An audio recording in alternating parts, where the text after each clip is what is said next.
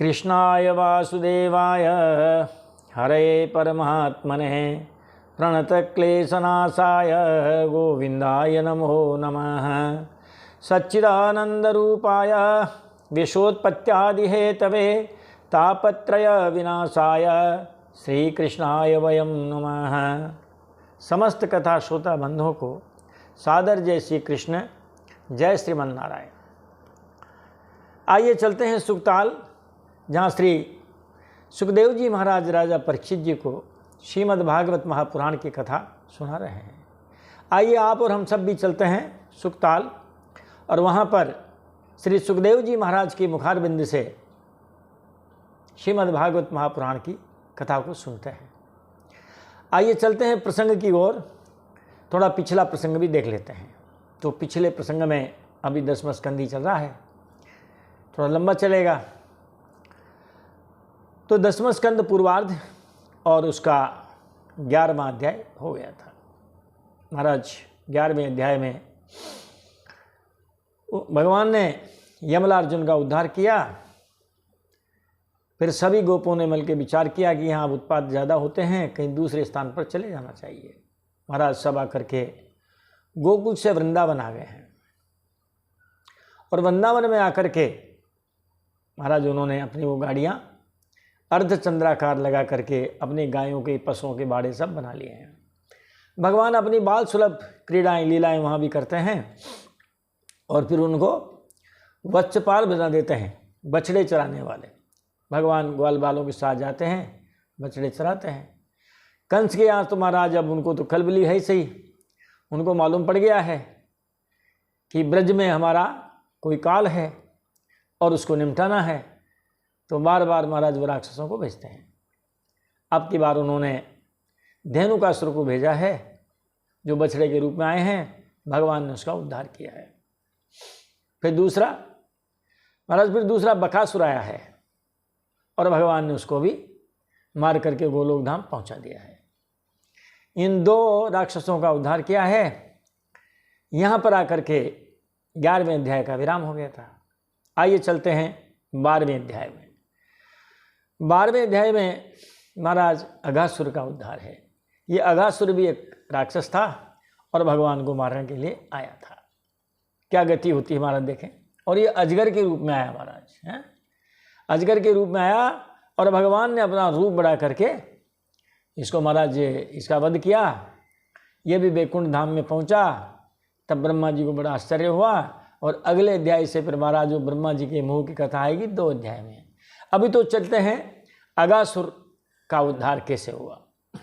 श्री शुक उवाच क्वचिद् वनासाय मनो ददत् ब्रजात् प्रातः समुत्थाय वयस्य वत्सपान् प्रबोधयन् शृङ्गरवेण चारुणा विनिर्गतो वत्सपुरःसरो हरिः।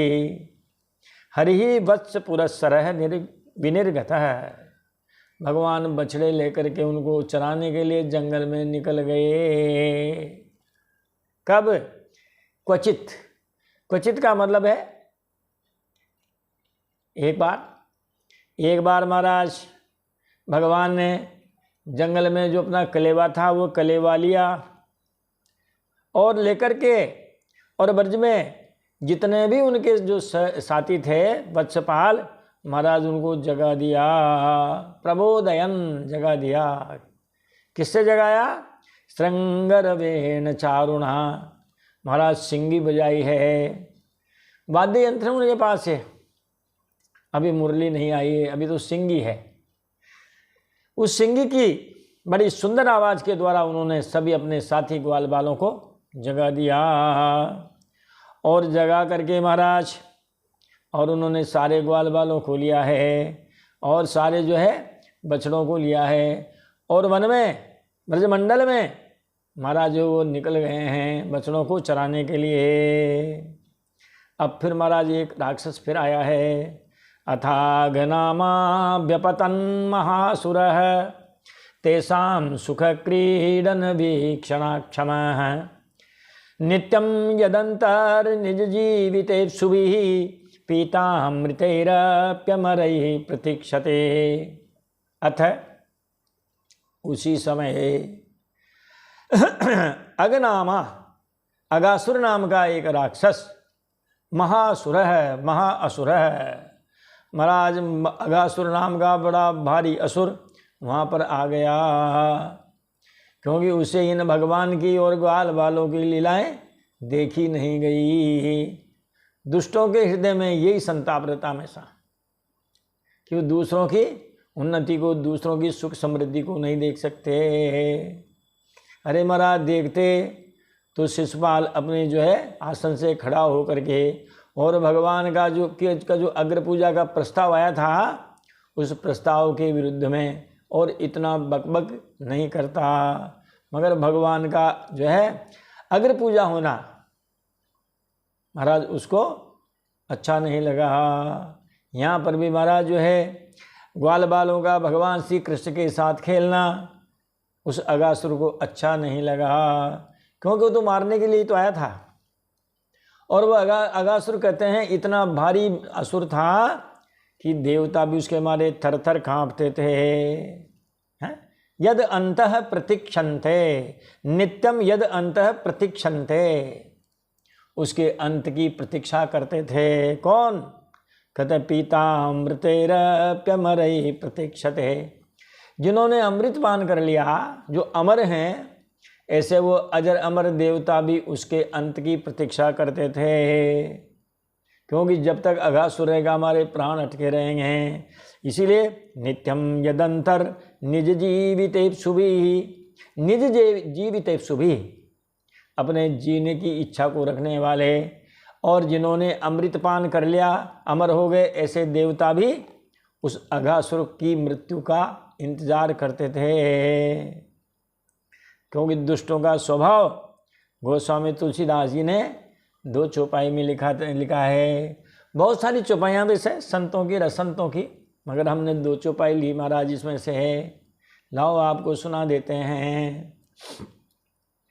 खलन हृदय अतिताप विषेकी, जरहि सदा पर संपत्ति देखी। खलन हृदय अतिताप विषेकी, जरहि सदा पर संपत्ति देखी। दुष्टों के हृदय में हमेशा यह संताप बना रहता है। दूसरों की संपत्ति को देखते तो बड़े जलन करते हैं, उनको बड़ी भारी जलन होती है, क्योंकि भय रूह कारण सब काहू सो, जो कर हित अनहित ताही सो। भय रूह कारण सब काहू सो, जो कर हित अनहित ताहू सो। सबसे बेल, आ बेल मुझे मार, सिंह नहीं तो पूंछ से ही मार, लेकिन आ बेल मुझे मार। बताओ, ये इनकी आदत होती है। अकारण सब काहू सो बैरू, बिना कारण सभी से लड़ाई झगड़ा। जो उनका हित करने वाले उनको भी नहीं छोड़ते, अहित करने वालों को भी नहीं छोड़ते हैं। ये अगासुर ऐसा ही दुष्ट था। देखो आप महाराज, इसी समय अगासुर नाम का महान दैत्याधम का, उससे श्री कृष्ण और ग्वाल बालों की सुखमयी क्रीड़ा नहीं देखी गई। उसके हृदय में जलन होने लगी। वो इतना भयंकर था कि अमृत पान करके अमर हुए देवता भी उससे अपने जीवन की रक्षा करने के लिए चिंतित रहा करते थे और इस बात की प्रतीक्षा करते थे कि किसी प्रकार से इस दुष्ट की मृत्यु हो जावे। अगासुर ने महाराज उन ग्वाल बालों को देखा, भगवान श्री कृष्ण को देखा। दृष्ट्वार्भकान् कृष्ण मुखान् अघासुरः, कंसानुशिष्टः सबकी बकानुजः। अयं तुमे सोदरनाशकृतयोः, द्वयोर्ममेनं सबलं हनिष्ये। महाराज दुष्ट ने देखते ही विचार कर लिया मन में कि मैं इनको मारे बिना रहूँगा नहीं। कृष्ण मुखान अर्भकान अघासुर है दृष्टवा, या कह दो अघासुर है कृष्ण मुखान अर्भकान दृष्टवा। जब जो है महाराज अघासुर ने कृष्ण के सहित ग्वाल बालों को जब देखा, अब महाराज अगासुर की दो विशेषताएं आई है। एक तो कंसानुशिष्टा है, महाराज वो जो है कंस के द्वारा भेजा हुआ था। दूसरा बकी बकानुजा है, बकी अनुजा है और बक अनुजा है। महाराज वो पूतना का और बकासुर का सगा भाई था, उसे अपने भाई बहनों का बदला लेना था और कंस ने उनको आदेश भी दे दिया था। ऐसे उस अगासुर ने भगवान कृष्ण के साथ उन सब बाल गोपालों को देखा, देख के क्या कहा कि अयम तो मेसोदर नाश कृत्यो हो, यही है वो जिन्होंने हमारे दोनों भाई बहनों की हत्या की है, उनका वध किया है। इसीलिए तयो द्वयो, उन्होंने तो मेरे दो भाई मारे हैं। लेकिन मम एनम सबलम हनि से, लेकिन मैं तो इनको सबको ग्वाल बालों सहित मार दूंगा। कहते हैं ना, तुम हमारे एक मारोगे तो हम तुम्हारे 100 मारेंगे हैं। उस दुष्ट ने भी यही कहा, क्या इसने तो हमारे भाई बहन 2 को मारे हैं, लेकिन उन 2 के बदले में मैं क्या करूंगा, एनम सबलम हनिष्य, मैं इनको ग्वाल बालों सहित मार दूंगा। ये उसने सब निश्चय कर लिया। इति व्यवस्या जगरम बृहद वपुः सयोजनायाम महाद्वीपीवरम धृत्वाद्भुतं व्याप्त गुहाननं तदा पथि व्यसेत ग्रसनाशया खलः खलः ग्रसन आशया पथि व्यसेत। वह दुष्ट महाराज उन सबको निगलने के लिए महाराज क्या किया, उसने रास्ते में सो गया, लेट गया। क्या बन के, कहते हैं अजगरम वपुः तद अजगरम बृहद वपुः गवस्या, उसने महाराज बहुत लंबा चौड़ा अजगर का रूप बनाया। 8 फुट तो चौड़ा था और महाराज करीब 5-25 फुट जो है उन्हें ज़्यादा, इससे भी ऐसा वो लंबा होगा। उसका वर्णन क्या, संयोजनायाम, चलो ठीक है, इन्होंने लिख भी दिया। 1 योजन, 1 योजन का मतलब 4 कोस, 4 कोस का मतलब 12 किलोमीटर, 12 किलोमीटर लंबा है महाराज। 8-10 फीट चौड़ा होगा। ऐसा लगा मानो ये सड़क ही बन गई है, अच्छी चिकनी। इति व्यवस्या जगरम बृहद वपुः, उसने अजगर का रूप बनाया बहुत बड़ा और ऐसा निश्चय किया क्या कि मैं इन सबको खा जाऊंगा। महाराज वो तो 1 योजन लंबा बन गया। कैसे, जैसे महाद्वीपीवरम, महाराज वो जो है बड़े लंबे और बड़े पर्वत के समान विशाल हो गया, बड़ा मोटा और अद्भुत था। उसकी नियत सभी को निगल जाने की थी। धृत्वाद्भुतं व्याप्त गुहाननं तदा, तब उसने उस अजगर के रूप को धारण करके और एक गुफा के समान महाराज, और जो है गुफा के समान बन गया। सारे बालकों को निगलने की नियत थी, इसलिए उसने गुफा के समान अपना बहुत बड़ा मुंह फैला रखा था। सुखदेव जी महाराज कहते हैं, रे राजन, उस दुष्ट ने, उस अजगर ने ऐसा निश्चय किया और भैया उसने अजगर का रूप धारण कर मार्ग में लेट गया। उसका वह अजगर का शरीर 1 योजन लंबे बड़े पर्वत के समान विशाल, मोटा और अद्भुत था। उसकी नियत सब बालकों को निगल जाने की थी, इसीलिए उसने गुफा के समान अपना बहुत बड़ा मुंह फैला रखा था। चलो उसके रूप का वर्णन करते हैं। कितना लंबा चौड़ा, धरा धरोष्ठो जलदोत्तरोष्ठो दर्याननान्तो गिरिशृंगदृष्टाः ध्वान्तान्तराशो वितिताध्वजिह्वः परुषा नीलश्वास दवे क्षणोष्णः। मुँह जब उसने फैलाया तो महाराज उसका नीचे का होठ जमीन पर टिका हुआ था, ऊपर का होठ आसमान से लगा हुआ था। है अधर ओष्ठ है धरा, नीचे का होठ जमीन पर, ऊपर का होठ जलदह बादलों तक टिका हुआ था। और दरिया ननंत है, उसका जबड़े से थे महाराज, उसके जबड़े मानो कंदराओं के समान थे, दाढ़े पर्वत शिखर के समान सी जान पड़ती थी। मुंह के भीतर घोर अंधकार था, ध्वांतांतरास्यो, अंतरास्य ध्वांत, मुंह के अंदर भयंकर अंधेरा था। वितत अध्वजिह्वः, महाराज चौड़ी सड़क जैसी और जो है ऐसी तो जो है उसकी जीभ थी, क्योंकि जीभ लाल होती है ना, फैला दी हुई जीभ लंबी। तो वो ग्वाल बालों ने कन्हैया जी ने सोचा भैया हमारे लिए ये रेड कारपेट, क्या कहते हैं उसको, लाल वस्त्र जो है हाँ महाराज वो बिछा दिए है, ऐसा उन्होंने सोचा।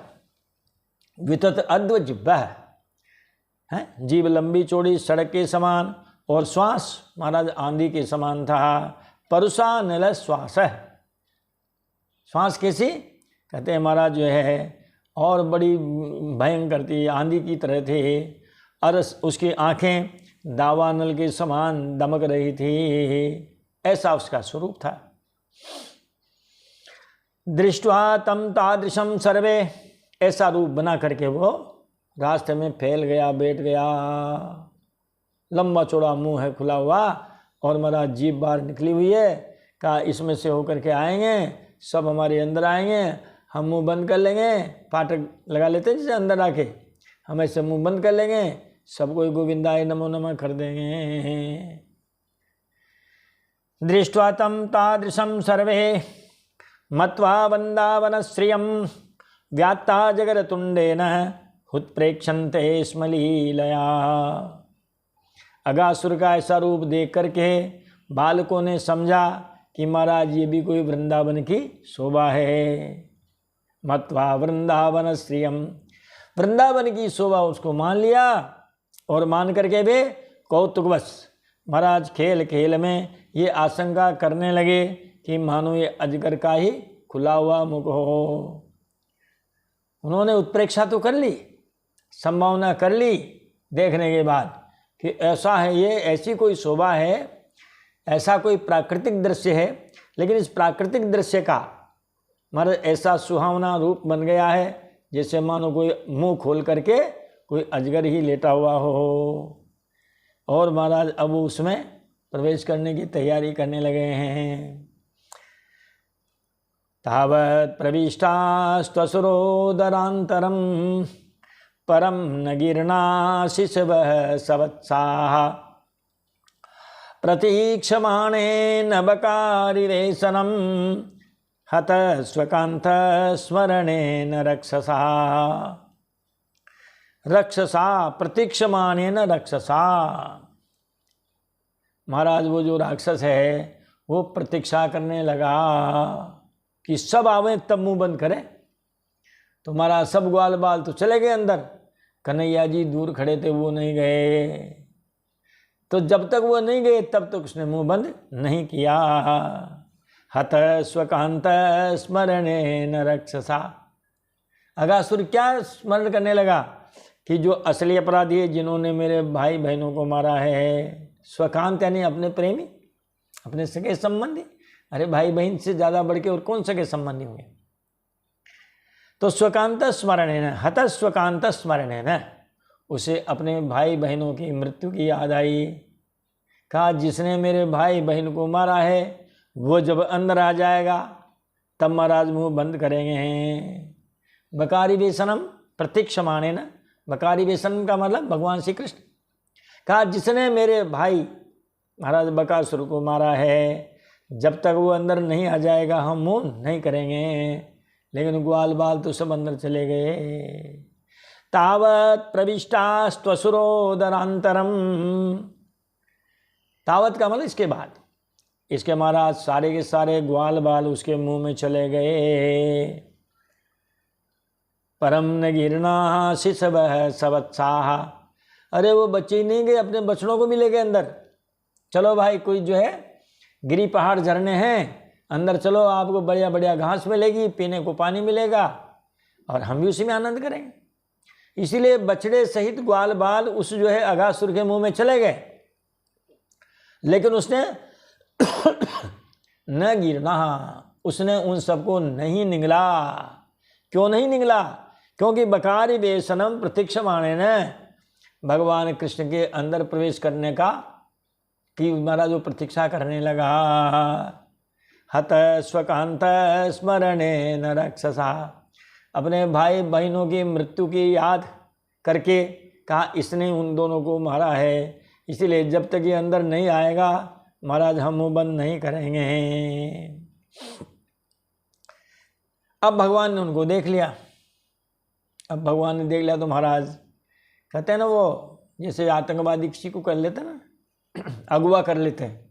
अरे इस जो है अगासुर ने हमारे ग्वाल बालों को और बछड़ों को क्या कर लिया महाराज, अगवा कर लिया है। अब क्या कैसे छुड़ावें इनको, हाईजेक कर लिया महाराज उनको। अब हाईजेक कर लिया तो ग्वाल बालों को और बछड़ों को छुड़ाना भी है और दुष्ट का वध भी करना है। ये दो काम कैसे हों महाराज। भगवान इस जो है प्रतीक्षा करने लगे। कृत्यम किमत्रास्य खलस्य जीवनम नवा नवा अमीषां च सतां विहिंसनम द्वयं कथं स्याद् इति संविचिन्त्यतात् ज्ञात्वा विशत्रुण्डमशेष हरिः हरिः इति श्री कृष्ण। भगवान श्री कृष्ण विचार करने लगे कि अत्र किम कृत्यम, सोचने लगे अब मुझे क्या करना चाहिए, ऐसा कौन सा उपाय है जिससे अस्य खलस्य जीवनम हिंसनम, महाराज इस दुष्ट की मृत्यु हो जावे, और अमीषाम सताम च जीवनम, ये सारे के सारे ग्वाल बाल बछड़े तो बच जावें और इस दुष्ट का अंत हो जावें। कौन सा ऑपरेशन चलावे हैं, जैसे महाराज हम अभी आपको कथा सुना रहे हैं तो ऑपरेशन सिंदूर चला हुआ है 2025 मई महाराज, उन्होंने भगवान ने भी ऐसा ऑपरेशन शुरू किया है। कृत्यम किमत्रास्य खलस्य जीवनम नवा अमीषां च सतां विहिंसनम, ऐसा मुझे क्या करना चाहिए जिससे इस दुष्ट के जीवन का अंत हो जावे और मेरे ग्वाल बाल मेरे जो बछड़े हैं महाराज इनका जीवन बच जावे। द्वयं कथं स्यादिति संविचिन्त्य तत्, इस बात का उन्होंने विचार किया, दोनों पर उन्होंने बहुत गहन की से विचार किया। ज्ञात्वा विशत्रुण्डमशेष दृग् हरिः हरिः अशेष दृग् हरिः सर्व अंतर्यामी सर्वम पश्यति, जो सबको देखता है। इति अशेष दृक्, अशेषम पश्यति इति अशेष दृक्, दृश्य धातु है मूल में, दृश्य को पश्य आदेश हो जाता है। तो कहते हैं अशेष दृक् हरि, सर्व अंतर्यामी जो प्रभु हैं महाराज, उन्होंने विचार करके और देखते देखते ही महाराज उन्होंने भी उनसे महाराज अगासुर के मुंह में प्रवेश कर लिया। ऊपर से देवता भगवान की इस लीला को देख रहे थे, वो भी हाय हाय करने लगे, कहा ये अनर्थ हो गया, ये अनर्थ हो गया। और ब्रह्मा जी भी महाराज उन्हीं में से थे, सब हाय हाय करने लगे। देवताओं की हाय हाय को सुन करके तच्छ्रुत्वा भगवान कृष्ण, उन देवताओं की हाय हाय को जब उन्होंने सुना, त्वव्ययः सार्ववत्सकं चूर्णे चिकीर्षोरात्मानं तरसा बिभ्रदे गले, महाराज उन्होंने क्या किया, उसके गले में अपने आप का रूप बढ़ाया। बकासुर भी निकलने वाला था और उसके गले में उन्होंने हमारा अग्नि पैदा कर दी, स्वयं ही इतने बन गए जैसे मानो अंगारा हो, और बकासुर ने उनको उगल दिया। अब यहाँ क्या किया उन्होंने, महाराज अपना रूप बहुत विशाल बना लिया। गले में बहुत बड़ा विशाल अगर रूप बना लें तो महाराज श्वास की नली रुक जाती है। कई बार ऐसी दुर्घटनाएं हुई है कि गले में कुछ चीज़ फंस गई है, अब न उगले बनता है न निगले बनता है, और वो जो महाराज प्राणी जो है गोविंदाय नमो नमः हो गया है। तच्छ्रुत्वा भगवान कृष्ण त्वव्ययः सार्ववत्सकम, भगवान ने उन देवताओं के हाय हाय को सुन करके, वो जो अव्यय हैं अविनाशी हैं, ऐसे वह अविनाशी भगवान श्री कृष्ण ने सार्ववत्सकम चूर्णी चिकीर्षोः, जो अपने ग्वाल बालों को, अपने गोवत्सों को महाराज चूर्ण करने की इच्छा रखने वाला था अघासुर, उस अघासुर के गले में तरसा बब्रधे, आत्मानम तरसा बब्रधे, अपने आप को उसके गले में बहुत बड़ा विशाल बना लिया। जब विशाल बना लिया तो महाराज अब तो श्वास नली रुकनी ही है। अब महाराज उसकी श्वास रुक गई है। अरे चबाना तो कहाँ महाराज, अब तो वो छटपटाने लगा है? ततोतिकायास्य निरोध मार्गिणो उद्गीर्ण दृष्टेर्भ्रमतस्थितस्ततः पूर्णोन्तरंगे पवनो निरुद्धो मूर्धन विनिष्पाट्य विनिर्गतो बहिः। ये हुआ महाराज। गोविंदाय नमो नमः।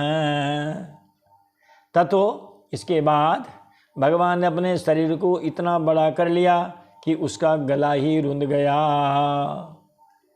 अतिकायस्य निरुद्ध मार्गिणः, इतना विशाल भगवान ने अपना शरीर बनाया कि महाराज उसका गला रुंध गया। जब गला रुंध गया तो महाराज अब जो है श्वास प्रश्वास बंद हो गए। तब फिर क्या हुआ? उद्गीर्ण दृष्टि है। अरे महाराज आंखों की पुतलियां उलट गई है, क्योंकि मृत्यु जब आती है तब देखो आप, आंखें अगर खुली है तो खुली की खुली रह जाती है, बंद होती तो बंद की बंदी रह जाती है। उद्गीर्ण दृष्टि भ्रमत स्थितस्ततः, महाराज वो छटपटाने लगा है, बहुत छटपटाने लगा। कहाँ भी होगा? अरे कि महाराज बाहर आ जाओ, आप बाहर आ जाओ महाराज, ले जाओ सब ग्वाल बालों को, अपने बछड़ों को। पूर्णोन्तरंगे पवनो निरुद्धो, उसके शरीर में क्या हुआ महाराज? सारे शरीर में और वह हवा भर गई। जब हवा भरेगी तो क्या होगा महाराज? ट्यूब में भी ज़्यादा हवा भरते भरते जाओ तो ट्यूब को फूटना ही है।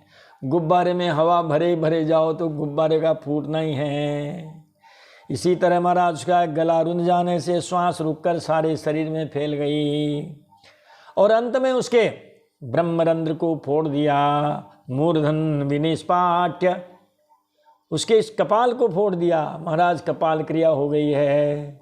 मूर्धन विनिष्पाट्य विनिर्गतो बहि, है ब्रह्मरंध्र को फोड़ करके उसके प्राण निकल गए। वो प्राणवायु ही थी महाराज। 5 प्रकार की वायु ना, प्राण अपान समान व्यान उदान। कंठे प्राण है, कंठ में प्राणवायु रहती है। वो प्राणवायु को बाहर निकलने का रास्ता नहीं मिला, तब महाराज जोर लगा तो जगह थोड़ी कमजोर होती है, वहीं से टूट फूट होता है। अरे तालाब में पानी भरे जाओ तो जहाँ पाल कमजोर होगी वहीं से टूटेगी। ऐसे हमारे यहाँ पर ये जोड़ है महाराज, यहाँ ये ब्रह्मरंध्र में। तो इसी प्रकार गला रुंध जाने से श्वास रुक कर सारे शरीर में फैल गई और अंत में उसके जो प्राण हैं वो इस ब्रह्मरंध्र को फोड़ करके निकल गए। फिर भगवान ग्वाल बालों सहित अघासुर के मुंह से बाहर आ गए। मूर्धन विनिष्पाट्य विनिर्गतो बहि, बहि विनिर्गतः, भगवान बाहर आ गए हैं। अब कहा महाराज उसके जो ब्रह्मरंध्र फोड़ करके उसके जो प्राण निकले, वो प्राण ज्योति महाराज आकाश में चक्कर लगाने लगी। बैकुंठ में नहीं गई महाराज, वो तो साक्षात भगवान में मिलना चाहती थी। उसको सायुज्य मुक्ति कहते हैं। सामीप्य नहीं, सारूप्य नहीं। सायुज्य का मतलब होता है उन्हीं में मिल जाना, जिससे बूंद समुद्र में मिल जाती है। पिना ही भोगो चितमद्भुतम महत् ज्योति स्वधाम्ना ज्वलया दिशो दश प्रतीक्षेव स्थितमीश निर्गमं बिबेश तस्मिन् मिशतां दिवोकसाम्। महाराज अजगर के शरीर से एक अद्भुत, अत्यंत अद्भुत और महान ज्योति निकली। पिनाही का मतलब अजगर, पीन का मतलब मोटा, अही का मतलब सांप। तो अजगर तो मोटे होते हैं महाराज। उस भारी भरकम अजगर के शरीर से क्या हुआ? उत्थितम अद्भुतम महत ज्योति, एक ज्योति निकली है और वह ज्योति अपने धाम से चमकती हुई है वो जो है अपने प्रकाश से प्रकाशित होती हुई, कहते हैं महाराज 10 दिशो ज्वलयते, 10 दिशाओं में प्रकाश करती हुई फैलने लगी, घूमने लगी। प्रतीक्षेव स्थितमी सनिर्गमम, वो प्रतीक्षा कर रही है कि कब भगवान इसके मुंह से बाहर आवे हैं। देखो, अगर आपके मित्र हैं, आपके रोड पे बाहर खड़े हैं, आपकी प्रतीक्षा कर रहे हैं, आप मकान के अंदर हैं, तो वो मित्र तब तक बाहर ही रहेंगे जब तक आप बाहर नहीं आ जाएंगे।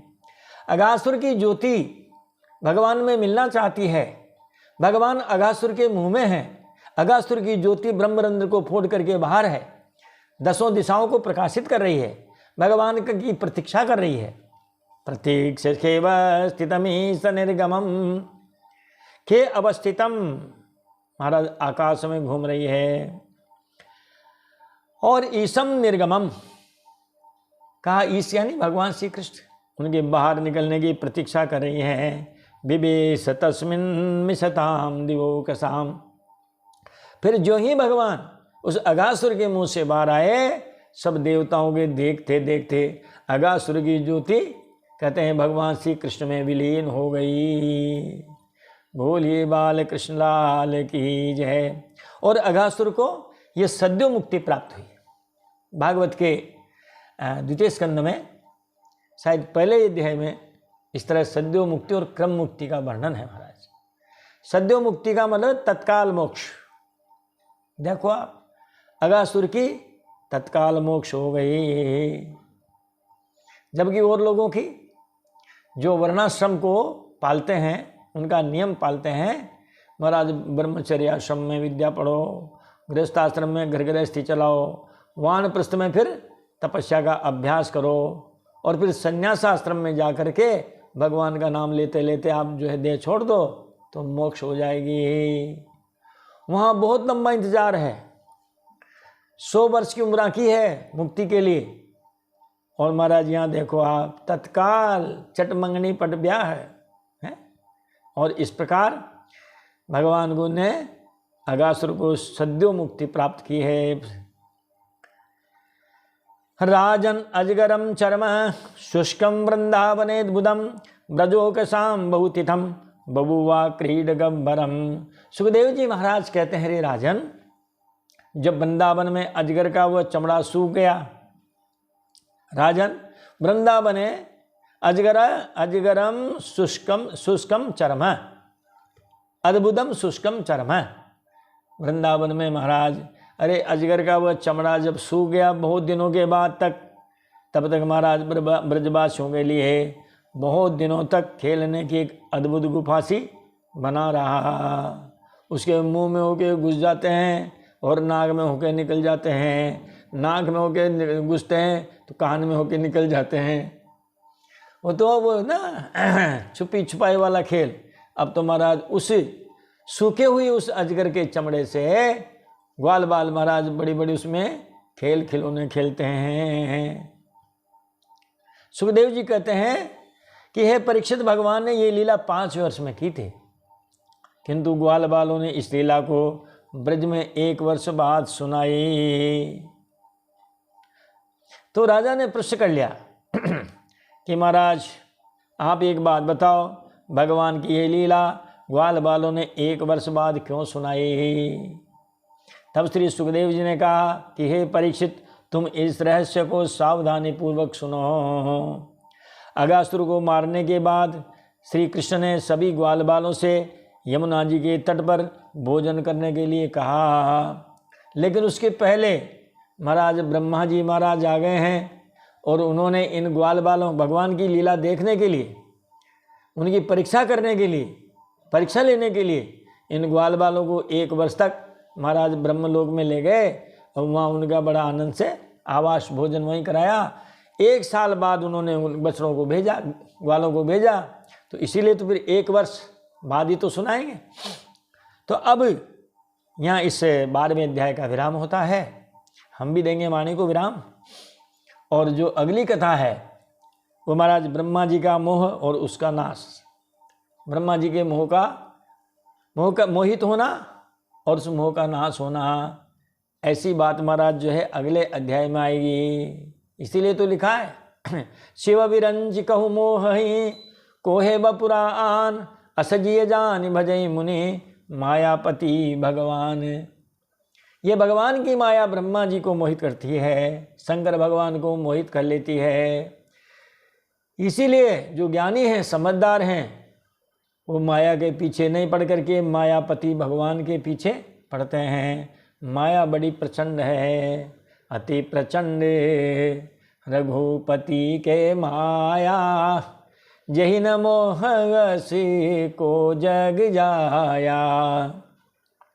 अति प्रचंड रघुपति के माया यही न मोहसी को जग जाया। जिसको नहीं मोहा हो, भला ऐसा कौन माया का लाल पैदा हुआ है। तो महाराज ब्रह्मा जी ने सब लीला देखी। जब ये लीला देखी तो महाराज उन्होंने सोचा कि चलो इनकी और लीला देखते हैं। तब वो क्या करते हैं, वो महाराज जो उनके बछड़ों को चुरा के ले जाते हैं, और फिर जो है भगवान जब बछड़ों को ढूंढने जाते हैं तो उन जो है ग्वाल बालों को भी ले जाते हैं। बड़ी अच्छी लीला है। ये तो हमने थोड़ा संकेत दे दिया है। पूरी कथा यथामति यथा गति यथा रुचि हम आपको अगले वीडियो में सुना पाएंगे।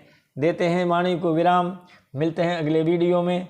तब तक के लिए बोलिए बाल कृष्ण लाल की जय, ओ नंद के लाला की जय, यशोदा नंदन भगवान की जय। जय जय श्री सीताराम, जय जय श्री राधे, जय जय हर हर महादेव शंभो।